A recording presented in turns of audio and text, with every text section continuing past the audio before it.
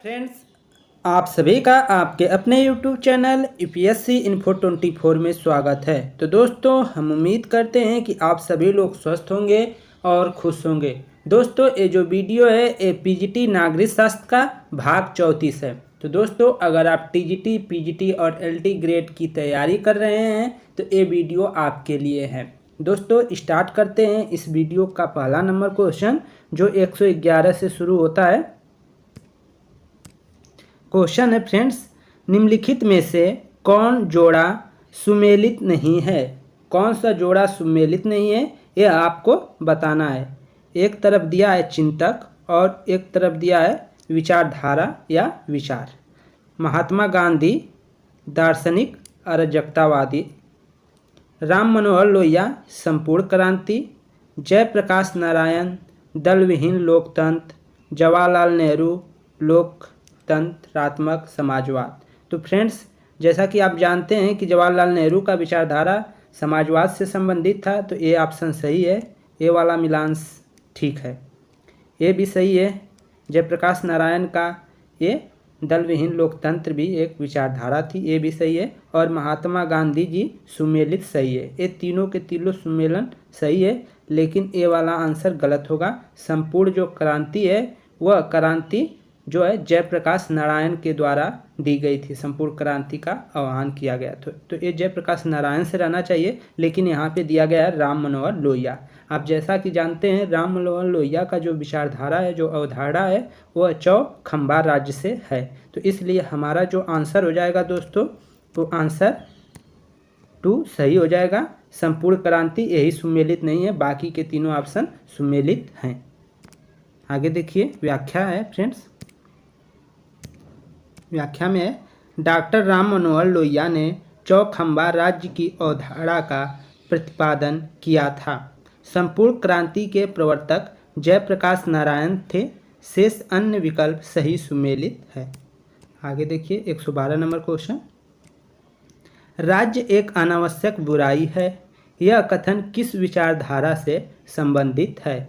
राज्य एक अनावश्यक बुराई है, यह किस विचारधारा से संबंधित है? दोस्तों, ऑप्शन है नकारात्मक उदारवाद, सकारात्मक उदारवाद, व्यक्तिवाद, अराजकतावाद। तो दोस्तों, आंसर आपका 4th हो जाएगा, अराजकतावाद। राज्य एक आवश्यक बुराई है, तो यह कथन किस विचारधारा से संबंधित है? आंसर हो जाएगा अराजकतावाद। ठीक है। एक आता है कि राज्य एक आवश्यक बुराई है, वो व्यक्तिवाद से कहीं ना कहीं संबंधित होता है। ठीक है, यहाँ पे लिखा गया है अनावश्यक बुराई है, अनावश्यक बुराई माना गया है राज्य को। तो ये अराजकतावादी जो थे उनका ऐसा मानना था कि राज्य एक अनावश्यक बुराई है। व्याख्या देखिए, अराजकतावादी राज्य को एक अनावश्यक बुराई मानते हैं। उनकी दृष्टि में राज्य की आवश्यकता ही नहीं है, क्योंकि अपनी इच्छा से बनाया गया संगठन ही समाज के लिए कार्य के लिए पर्याप्त है। राज्य अपनी शक्ति से मनुष्य को अनैतिक बना देता है।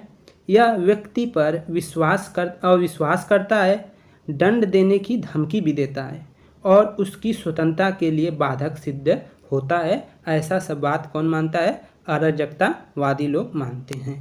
आगे देखिए, 113 नंबर क्वेश्चन। गांधी जी से संबंधित निम्नलिखित घटनाओं का कालक्रम बताइए। कालक्रम बताना है गांधी जी से जो संबंधित घटनाएं हैं। पहला है, हिंद स्वराज का प्रकाशन कब हुआ था? चौरी चौरा कांड कब हुआ था? सत्याग्रह, चंपारण सत्याग्रह कब हुआ था? साबरमती आश्रम कब की स्थापना कब हुआ था? तो इसमें 2 तो सभी लोग जानते होंगे। एक चौरी चौरा कांड जो आपका हुआ था फरवरी 22 में, अर्थात 5 फरवरी 1922 को हुआ था दोस्तों, चौरी चौरा कांड हुआ था। तो ये आप याद रखेंगे। तो ये हुआ था 5 फरवरी 1922 को। इसी घटना के बाद क्या किया जाता है? असहयोग आंदोलन गांधी जी द्वारा वापस ले लिया जाता है। और एक है चंपारण सत्याग्रह, ये 1917 में हुआ था। 1917 यहाँ रहेगा, 1917 में हुआ था फ्रेंड्स। इसको राजकुमार शुक्ला जो थे उन्होंने गांधी जी को निमंत्रण किया था चंपारण, जो बिहार में पड़ता है, कि हमारे यहाँ जो है नील की खेती 3 कठिया पद्धति के द्वारा किसानों को विवश किया जाता है अंग्रेजों द्वारा कराने के लिए। तो उसी को वहाँ पे नील की खेती से संबंधित ये आंदोलन था और गांधी जी का पहला यहाँ पे चलाया गया आंदोलन था जो भारत में चलाया गया था और सफल भी रहा। एक था ये। और साबरमती आश्रम की स्थापना कब हुई थी? तो गांधी जी जब आए थे विदेश से उसी समय में गांधी जी द्वारा साबरमती में आश्रम भी बनाया गया था। तो ये हुआ था 1915 में, ये हुआ था 1915 में। और हिंद स्वराज जो है का प्रकाशन किस वर्ष हुआ था दोस्तों? तो हिंद स्वराज जो है पुस्तक लिखी गई थी उनकी गुजराती भाषा में 1909 में हुआ था। तो ये सब डेट है, इसी को कालक्रम में लगाना है। तो 15, 17 पहला पे आ जाएगा हिंद स्वराज 1909, ठीक है। तो पहला पे हिंद स्वराज हो जाएगा 1909, फिर इसके बाद ये 1915, ये वाला ऑप्शन आपका 4 सही हो जाएगा। 1909, 1915, 1917, 1922। तो पहले हिंद स्वराज का प्रकाशन संपन्न हुआ, फिर साबरमती आश्रम का स्थापना हुआ, इसके बाद चंपारण सत्याग्रह और चौरी चौरा कांड। तो आपका आंसर जो हो जाएगा 4 सही हो जाएगा फ्रेंड्स। व्याख्या देख लेते हैं। व्याख्या है, गांधी जी से संबंधित घटनाओं का सही कालक्रम है हिंद स्वराज का प्रकाशन 1909 में, साबरमती आश्रम की स्थापना 1915 में, चंपारण सत्याग्रह 1917 में, चौरा चौरी कांड 5 फरवरी 1922 में संपन्न हुआ। आगे देखिए 114 नंबर क्वेश्चन, निम्नलिखित में कौन राज्य विधानमंडल की बैठक में भाग नहीं ले सकता है? राज्य विधानमंडल की बैठक में भाग नहीं ले सकता है, ये आपको बताना है। ऑप्शन 1 है उच्च न्यायालय का मुख्य न्यायाधीश, 2 है राज्य का महाधिवक्ता, 3 है राज्य का राज्यपाल, ऐसे मंत्री जो राज्य विधानमंडल का सदस्य नहीं है। तो दोस्तों इसका आंसर फर्स्ट हो जाएगा उच्च न्यायालय का मुख्य न्यायाधीश। ये क्या होता है? राज्य विधानमंडल की बैठक में भाग नहीं लेता है, बाकी सब तीनों के तीनों भाग ले सकते हैं या लेते हैं, ठीक है। व्याख्या देखिए, उच्च न्यायालय का मुख्य न्यायाधीश या न्यायाधीश राज्य विधानमंडलों की बैठक में भाग नहीं ले सकता। इसके लिए भारतीय संविधान में कोई प्रावधान नहीं है, जबकि राज्यपाल कोई विधानमंडल का अंग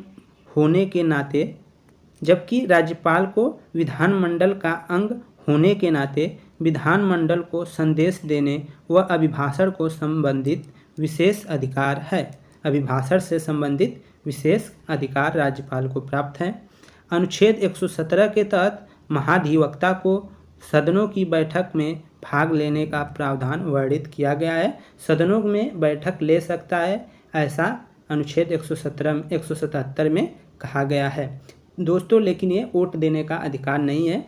ऐसे ही अटॉर्नी जनरल होते हैं, अटॉर्नी जनरल जो केंद्र सरकार में होते हैं, जो स्थिति उनकी होती है वही स्थिति राज्य जो सरकारें होती हैं वहाँ पे इनकी होती है महाधिवक्ता की। आगे देखिए, एमनेस्टी इंटरनेशनल नामक संस्था किस क्षेत्र में कार्य करती है? एमनेस्टी इंटरनेशनल नामक संस्था किस क्षेत्र में कार्य करती है, यह बताना है। ऑप्शन 1 है पर्यावरण संरक्षण के क्षेत्र में, 2 है मानवाधिकार की रक्षा के क्षेत्र में, 3 है महिला सशक्तिकरण में और 4th है आर्थिक विकास में। तो दोस्तों इसका आंसर हो जाएगा कि मानवाधिकार जो है, मानवाधिकार की रक्षा के संबंध में कि पर्यावरण की उसमें, तो इसका जो आंसर सही होगा वो मानवाधिकार की रक्षा के संबंध में सही हो जाएगा। पर्यावरण संरक्षण एक गलत है, महिला सशक्ति ये भी गलत है, आर्थिक विकास ये भी गलत है। तो आंसर आपका क्या हो जाएगा? मानवाधिकार की रक्षा। मानवाधिकार की रक्षा के लिए ये संस्था कार्य करती है, एमनेस्टी इंटरनेशनल संस्था। व्याख्या देखिए फ्रेंड्स, एमनेस्टी इंटरनेशनल मानव अधिकारों की सुरक्षा करने वाला एक अंतर्राष्ट्रीय संगठन है जिसका मुख्यालय लंदन में स्थित है। विश्व के लगभग सभी देश इसके सदस्य हैं। यह 1977 में नोबेल शांति पुरस्कार से पुरस्कृत संस्था है।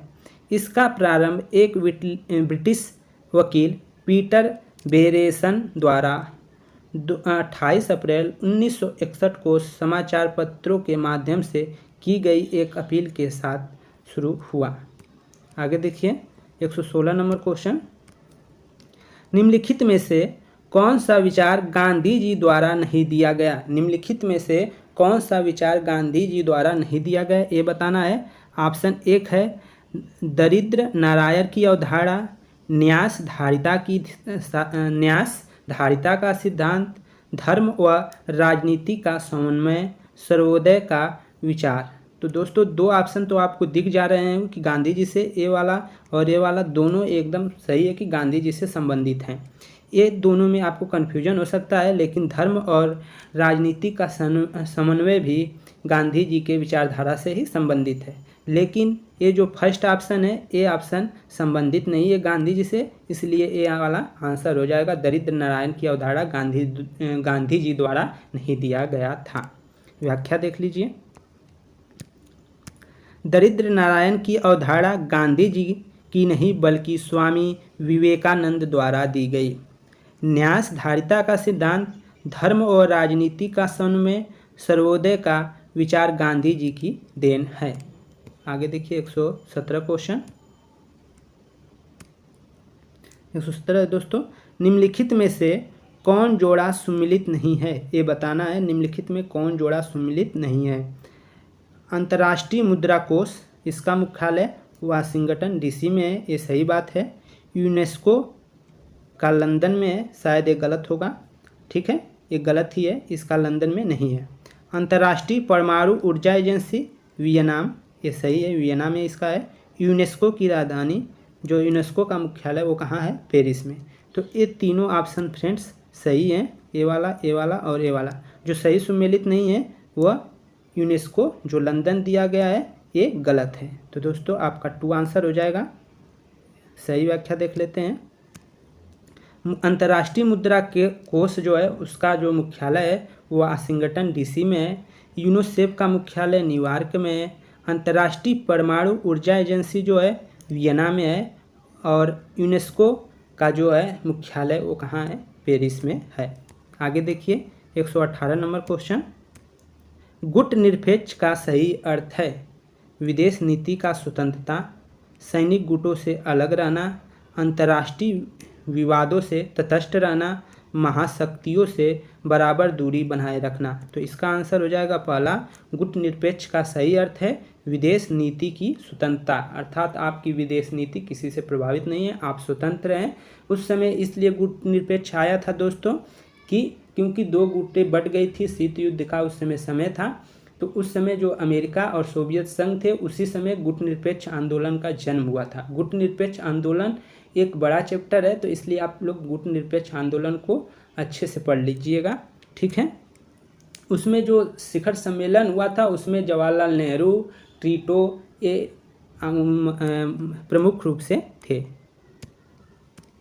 गुट निरपेक्ष शब्द को सर्वप्रथम लिस्का द्वारा वैज्ञानिक अर्थ प्रदान किया गया था। गुट निरपेक्ष शब्द को सर्वप्रथम लिस्का द्वारा वैज्ञानिक अर्थ प्रदान किया गया था। लिस्का के अनुसार किसी विवाद के संदर्भ में यह जानते हुए कि कौन सही है और कौन गलत है, किसी का पक्ष न लेना ही तटस्थता है, किंतु गुट निरपेक्षता का अभिप्राय सही और गलत में विभेद करते हुए सदैव सही का समर्थन करना है। व्याख्या करिए। 19 नंबर 119 क्वेश्चन, संघात्मक व्यवस्था का सबसे महत्वपूर्ण तत्व है। संघात्मक व्यवस्था का सबसे महत्वपूर्ण तत्व क्या है ये बताना है। शक्ति पृथक्करण, ये भी संघात्मक का व्यवस्था है। शक्ति विभाजन, ये भी संघात्मक व्यवस्था का ही सबसे महत्वपूर्ण तत्व है। लिखित और कठोर संविधान, तीनों सेंटेंस जो है कहीं ना कहीं संघात्मक व्यवस्था की विशेषता बता रहे हैं दोस्तों, इसलिए आंसर जो आपका हो जाएगा 4th सही हो जाएगा। उपयुक्त सभी सही हैं, उपयुक्त सभी सही है। व्याख्या देखिए, व्याख्या है फ्रेंड्स, संघात्मक व्यवस्था का सबसे महत्वपूर्ण तत्व निम्नलिखित हैं। पहला है कठोर व लिखित संविधान, शक्तियों का विभाजन, दोहरी नागरिकता, न्यायपालिका की सर्वोच्चता, द्विसदनी विधायिका आदि। आगे देखिए 120 नंबर क्वेश्चन, रूसो की समान इच्छा के बारे में निम्नलिखित में से कौन सा कथन असत्य है? रूसो की समान इच्छा के बारे में निम्नलिखित में से कौन सा कथन असत्य है, ये आपको बताना है। तो कौन सा असत्य है दोस्तों? देखिए, ऑप्शन 1 है समान इच्छा जनहित प्रेरित होती है। समान इच्छा सदैव विवेक सम्मत होती है। समान इच्छा कभी सभी इच्छा अथवा बहुमत की इच्छा है। समान इच्छा के आदेशों के पालन में ही स्वतंत्रता है। तो कौन सा आंसर हो जाएगा, ये आपको बताना है दोस्तों। तो आंसर आपका कौन सा असत्य हो जाएगा? 3 असत्य हो जाएगा। 3 नंबर जो आंसर है वह गलत है। सामान्य इच्छा सभी की इच्छा अथवा बहुमत की इच्छा है, ऐसा कुछ नहीं है, ये असत्य कथन है। रूसो ने ऐसा नहीं कहा था। व्याख्या देखते हैं। रूसो की सामान्य इच्छा के बारे में, समान इच्छा सभी की इच्छा अथवा बहुमत की इच्छा है, असत्य है। ठीक है। सामान्य इच्छा जनहित प्रेरित होती है। समान इच्छा सदैव विवेक सम्मत होती है। समान इच्छा के आदेशों का पालन में ही स्वतंत्रता है। समान इच्छा सर्वोच्च संप्रभु होती है एवं समान इच्छा निरंकुश एवं अस्थायी है। निरंकुश एवं अस्थायी है, अस्थायी है दोस्तों। व्याख्या इसका एक बार और देख लेते हैं। रूसो की समान इच्छा के बारे में, समान इच्छा सभी की इच्छा अथवा बहुमत की इच्छा, ये जो कथन है ये क्या है? असत्य है। रूसो का जो मानना था समान इच्छा जनहित प्रेरित होती है। समान इच्छा सदैव विवेक सम्मत होती है। समान इच्छा के आदेशों में के पालन में ही स्वतंत्रता है। सामान्य इच्छा जो होती है सर्वोच्च होती है एवं संप्रभु होती है। सामान्य इच्छा निरंकुश एवं अस्थायी है। आगे देखिए 121 नंबर क्वेश्चन। मैक्स वेबर द्वारा प्रतिपादित नौकरशाही की धारणा की कौन सी विशेषता नहीं है? मैक्स वेबर द्वारा प्रतिपादित नौकरशाही की धारणा की कौन सी विशेषता नहीं है, ये आपको बताना है। ऑप्शन 1 है विवेक सम्मत विधिक सत्ता पर आधारित। 2 है पद सोपान व्यवस्था। 3 है पद तथा पदाधिकारी 1 हैं कार्य विभाजन। तो मैक्स वेबर के अनुसार कौन सा कथन सत्य है दोस्तों, ये बताइए। तो इसका आंसर हो जाएगा 3। इसका आंसर क्या हो जाएगा दोस्तों? 3 पद तथा पदाधिकारी 1 हैं। मैक्स वेबर द्वारा प्रतिपादित नौकरशाही की धारणा की कौन सी विशेषता सही नहीं है? तो वह विशेषता पद तथा पदाधिकारी 1 हैं, यह गलत है और सभी जो हैं उसकी विशेषताएं हैं। व्याख्या देख लीजिए। पद तथा पदाधिकारी 1 हैं, यह मैक्स वेबर के नौकरशाही की विशेषता नहीं है। पद तथा पदाधिकारी 1 हैं, यह मैक्स वेबर के नौकरशाही की विशेषता नहीं है। मैक्स वेबर के नौकरशाही के आदर्श रूप में निम्नलिखित विशेषताएं हैं। तो कौन कौन सी है? पहला है पद सोपानिक पद्धति। दूसरा है निश्चित कार्य पद्धति, स्पष्ट श्रम विभाजन, विवेक सम्मत विधिक सत्ता पर आधारित। और 5 है निर्व्यक्तिक संबंध इत्यादि। ये है 5, आप नोट कर लीजिएगा। आगे है प्लेटो व अरस्तु के विचारों की तुलना की दृष्टि से निम्नलिखित में कौन सा कथन सत्य है? प्लेटो व अरस्तु के विचारों में तुलना की दृष्टि से निम्नलिखित में कौन सा कथन सत्य है, ये बताना है आपको। तो इसमें जो आंसर हो जाएगा दोस्तों 122 का, वो आंसर है आपका 1, ये वाला सही है। इसका हम व्याख्या देखते हैं दोस्तों।